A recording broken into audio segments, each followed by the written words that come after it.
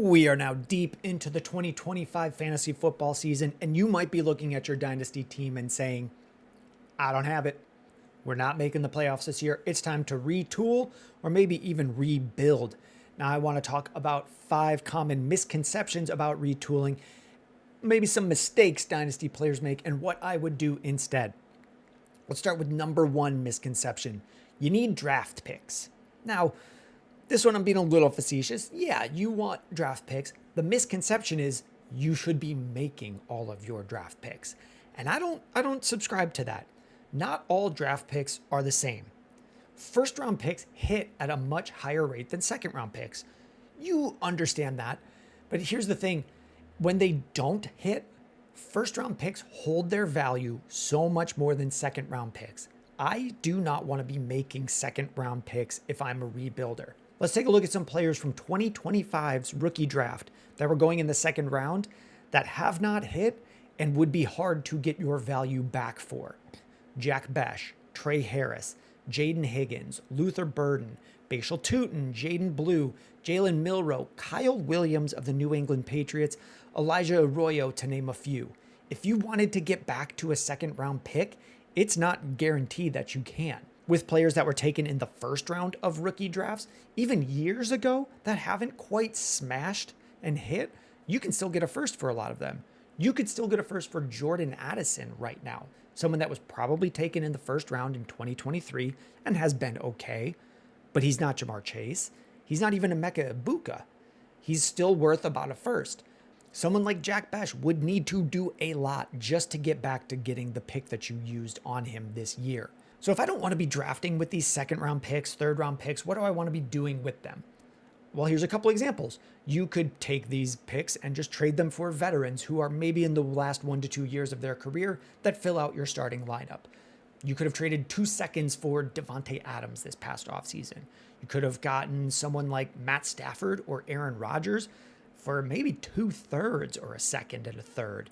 I want to use these things to maybe take a player that I have and just get younger. You could have traded Terry McLaurin with a second or a couple thirds and gotten to Devonta Smith or maybe someone like Jalen Waddle for even cheaper. I want to use these picks to get younger or grab veteran players to fill out my lineup. I don't really want to be taking risky bets on players that likely won't hit or hold their value if they miss. The second misconception, we just got to target young players. And yeah, young players are usually good for other reasons that we'll talk about in a minute, but not all young players are the same. When I'm targeting a young player in a retool or a rebuild, I ask myself this. Is this player for sure going to be in the same role that they are in on the same team next year? So think of someone like Keon Coleman. Could the Bills draft, sign, or trade for a player that heavily impacts Keon Coleman's role? He's young, but he could easily lose his job. Could the Commies sign, draft, or trade for a player that would make Ja'Cory Krosky-Merritt lose his role? He's a first-year player. Yeah, they could. It happened last year. Xavier Legette was a first-round pick in the NFL draft, and the year after that, they drafted another wide receiver in the first round who has replaced him, Tet McMillan. Tyrone Tracy was someone that was a rookie, had a great rookie year. He got replaced by Cam Scatabo the next year. I want to feel very confident about these young players. So that would mean players right now like Brashard Smith, even if he breaks out this year, I would not know that he's in the same role. Kyle Monangai for the Bears, I don't know that he will be in the same or a larger role next year. Let's take a look at 2 players the same age in very different situations. We've got 2 different 25-year-old running backs with the same last name, Williams. Javonte Williams and Kyren Williams. I would rather have Kyren Williams because right now he has a contract with the Rams for next year. He will be in the same team with the similar role next year. Javonte Williams signed a 1-year deal with Dallas. He's been really good. He's been better than Kyren Williams, but I don't know that he's going to be on the Cowboys next year. The Cowboys let Tony Pollard walk. The Cowboys let Rico Dowdle walk. Javonte has been better, but I don't know that they will re-sign him. If he gets re-signed within the next couple of weeks, I'll change my tune because I will know that he will be in the same role on the same team next year. Youth is not what defines this. I want to know that their value is insulated. We can even go past youth. I don't need these players to be young. I just want players that are in a stable role that will have the same role next year. They're not old enough to get cut or replaced, but they're not really volatile either. Garrett Wilson signed a 4-year extension with the Jets. It would be very hard for the Jets to trade him based on that contract. It would be hard for them to draft a player better than him. He is going to have a similar role next year and will only lose a small amount of value this offseason.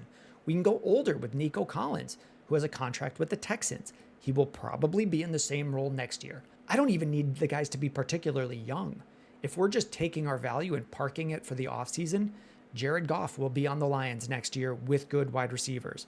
Baker Mayfield will be the quarterback for the Tampa Bay Buccaneers next year with good wide receivers. Now, it's possible that changes, but it's very, very likely. And that is what we're targeting. So it's not just that the players are young. Young players often have that same criteria.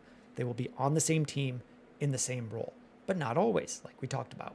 Misconception number 3, players can be injury prone and you don't want to target them. There are multiple players this past offseason you could have gotten for cheap because we were afraid they were injury prone.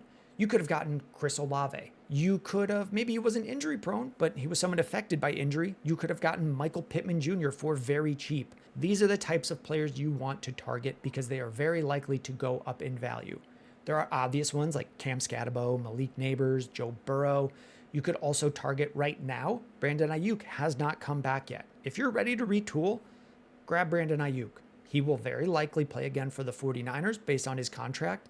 And when he does, he will be worth more than he is right now. He doesn't need to be incredible. We are just looking for assets that go up in value if we're retooling. Misconception number 4, and this is the big one. I need to hold my young cornerstone assets. Now, don't just sell guys just to sell. You want to be accomplishing something, but I do not cling to these young cornerstone assets if it's going to hold back other parts of a retool or a rebuild. If I have someone like JSN, I am willing to move him, but it's in very specific situations. If I'm not making the playoffs this year, but my team has a lot of older guys that are harder to move, and the only way I can move them is by pairing them with good players, I am open to doing that. Now, I'm not selling anyone cheap. I'm saying I'll move Isaiah Pacheco, Kareem Hunt. I'll move Kayshon Boutte, a player I think should get you a second-round pick, but not every team is going to give you a second-round pick for him. So I am willing to pair him with younger, good players if I'm selling them at their market rate. I would take someone like JSN, who might seem untouchable, and sell him at his market rate if it means I'm also trading multiple players that are hard to move. Kayshon Boutte, Kareem Hunt, Matt Stafford, veteran Aaron Rodgers, to get value out of them. If moving a young cornerstone asset allows me to recoup value that would otherwise wither and die on my team, I am willing to do it because there's a good chance I'm getting enough value back. If I'm trading JSN for Rome Odunze and a few first-round picks, I can take those assets and get back to a great player as good as JSN, and I get all the picks for those old players I wouldn't otherwise be able to move. The 5th misconception is that you need a starting lineup. And you might be in a league that says you need a true lineup, a valid lineup. Do that. Fit within your league rules, but Tyler Higbee is a starting tight end in the NFL right now. If you need to move your older tight ends like Travis Kelce, Zach Ertz, I have a team that only has Kelce and Ertz, and if I can move those guys and just roll with Higbee to have a valid lineup, I will. I don't need my lineup to be pretty again until September 2026. There are going to be a lot of moves that happen this offseason in the NFL. Players will leave in free agency. Players will lose their role in the draft. Players will get traded. I want to make as many moves as I can right now to protect all of the value that I have or get my value into assets that will increase in value like picks before I start trading again in this offseason to get back to a pretty lineup. If a trade doesn't preserve value or help me grow in value, then I don't necessarily want to be making it. We'll be posting videos all off-season after the season ends with recaps of what we thought happened to those players and whether there's someone you should target. We'll be making videos during free agency, during the draft. Make sure you hit subscribe and follow along to help your Dynasty team contend this year and next year and so on.